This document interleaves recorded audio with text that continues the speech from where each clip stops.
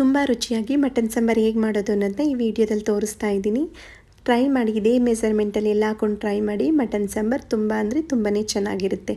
ಇಲ್ಲಿ ಮೊದಲನೇದಾಗಿ ನೋಡಿ ಸ್ವಲ್ಪ ಮಸಾಲ ರುಬ್ಕೊಂಡು ಬರೋಣ. ಇಲ್ಲಿ ನಾನು 2 ಬೆಳ್ಳುಳ್ಳಿನ ಬಿಡಿಸಿಟ್ಕೊಂಡಿದ್ದೀನಿ. ಮತ್ತು 1 ಇಂಚಷ್ಟು ಶುಂಠಿ ಹಾಕ್ಕೊಳ್ತಾ ಇದ್ದೀನಿ ರುಬ್ಬೋದಕ್ಕೆ. ಹಾಗೆಯೇ 2 ಈರುಳ್ಳಿನ ಸಣ್ಣ ಮೀಡಿಯಮ್ ಸೈಜಲ್ಲಿ ಹೆಚ್ಕೊಂಡು ಹಾಕ್ಕೊಂಡಿದ್ದೀನಿ. 2 ಹಸಿಮೆಣಸಿನ್ಕಾಯಿ, ಸ್ವಲ್ಪ ಪುದೀನ, ಸ್ವಲ್ಪ ಕೊತ್ತಂಬರಿ ಹಾಕ್ಕೊಂಡು ರುಬ್ಕೊಂಡು ಬರೋಣ. ನೋಡಿ, ರುಬ್ಬಿರುವಂಥ ಪೇಸ್ಟ್ ರೆಡಿಯಾಗಿದೆ. ಈ ಪೇಸ್ಟ್ಗೆ ಅರ್ಧ ಸ್ಪೂನ್ ಗರಂ ಮಸಾಲ, 1/4 ಸ್ಪೂನ್ ಅರಿಶಿನ, 1/4 ಸ್ಪೂನ್ ಮೆಣಸಿನ ಪುಡಿ ಮತ್ತು ಸ್ವಲ್ಪ ಮೆಂತ್ಯ ಸೊಪ್ಪು ಹಾಕ್ಕೊಂಡಿದ್ದೀನಿ.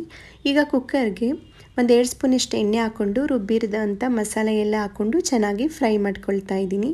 ಆದಷ್ಟು ಇದನ್ನು ಚೆನ್ನಾಗಿ ಫ್ರೈ ಮಾಡ್ಕೋಬೇಕು, ಆಗ ನಮಗೆ ಸಾಂಬಾರು ಟೇಸ್ಟಿಯಾಗಿ ಬರುತ್ತೆ ಮತ್ತು ಹಸಿ ಸ್ಮೆಲ್ಲೆಲ್ಲ ಹೋಗುತ್ತೆ. ಇಲ್ಲಿ 1 kgಯಷ್ಟು ಮಟನ್ ತಗೊಂಡಿದ್ದೀನಿ.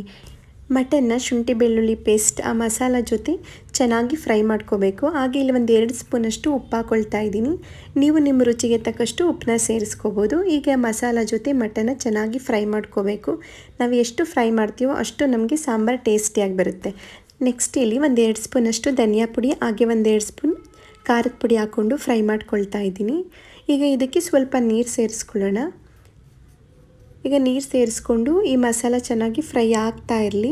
ಅಷ್ಟರಲ್ಲಿ ನಾವು ಇನ್ನೊಂದು ಸ್ವಲ್ಪ ಮಸಾಲ ರುಬ್ಕೊಂಡು ಬರೋಣ. ಈಗ ನಾನಿಲ್ಲಿ ಒಂದು ಬೌಲ್ಗೆ 1 ಟೊಮೊಟೊ ಹಾಕ್ಕೊಳ್ತಾ ಇದ್ದೀನಿ. ಹಾಗೆ 1 ಕಪ್ಪಷ್ಟು ಕಾಯಿ ತುರಿ, ಇದು ಸ್ಪೂನ್ ಲೆಕ್ಕದಲ್ಲಾದರೆ 7-8 ಸ್ಪೂನ್ ಆಗುತ್ತೆ. ಹಾಗೆ 1-2 ಸ್ಪೂನಷ್ಟು ಉರಿಗಡಲೆ, 1/2 ಸ್ಪೂನ್ ಗಸಗಸೆ ಹಾಕ್ಕೊಂಡು ರುಬ್ಕೊಂಡು ಬರೋಣ. ನೋಡಿ, ರುಬ್ಬಿರುವಂಥ ಮಸಾಲ ರೆಡಿಯಾಗಿದೆ.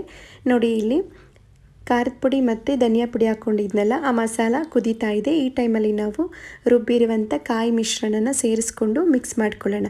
ಇಲ್ಲಿ ನೀರು ಸೇರಿಸ್ಕೊಳ್ತಾ ಇದ್ದೀನಿ. ಅಂದರೆ ನಮಗೆ ತಿಕ್ನೆಸ್ ಸಾಂಬಾರು ಯಾವ ರೀತಿ ಬೇಕು, ತೆಳು ಮತ್ತು ಗಟ್ಟಿಯಾಗಬೇಕಾ, ನಾವು ನೀರು ಹಾಕ್ಕೊಂಡು ಅದ್ರ ಮೇಲೆ ಡಿಪೆಂಡ್ ಮಾಡ್ಕೋಬೋದು ನಮ್ಗೆ ಯಾವ ರೀತಿ ಇಷ್ಟ ಆಗುತ್ತೆ ಅಂತ.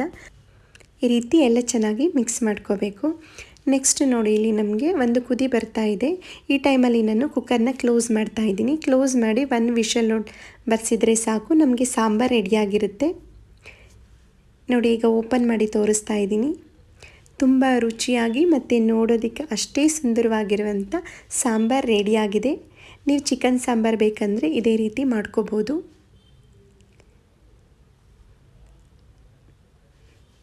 ನೋಡಿ, ರುಚಿಯಾದ ಮಟನ್ ಸಾಂಬಾರು ರೆಡಿಯಾಗಿದೆ.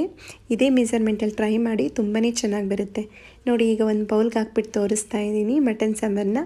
ಅನ್ನ, ಮುದ್ದೆ, ಚಪಾತಿ, ರೊಟ್ಟಿ ಎಲ್ಲದಕ್ಕೂ, ಇಡ್ಲಿ, ದೋಸೆ ಎಲ್ಲದಕ್ಕೂ ಈ ಮಟನ್ ಸಾಂಬಾರು ತುಂಬಾ ಚೆನ್ನಾಗಿರುತ್ತೆ. ಟೇಸ್ಟ್ ಅಂತೂ ಅದ್ಭುತವಾಗಿರುತ್ತೆ. ಒಂದ್ಸಲ ಟ್ರೈ ಮಾಡಿ. ಹಾಗೆ ಹೇಗಿತ್ತು ಅನ್ನೋದನ್ನ ಕಾಮೆಂಟ್ಸ್ ಬಾಕ್ಸ್ನಲ್ಲಿ ತಿಳಿಸೋದನ್ನ ಮರಿಬೇಡಿ.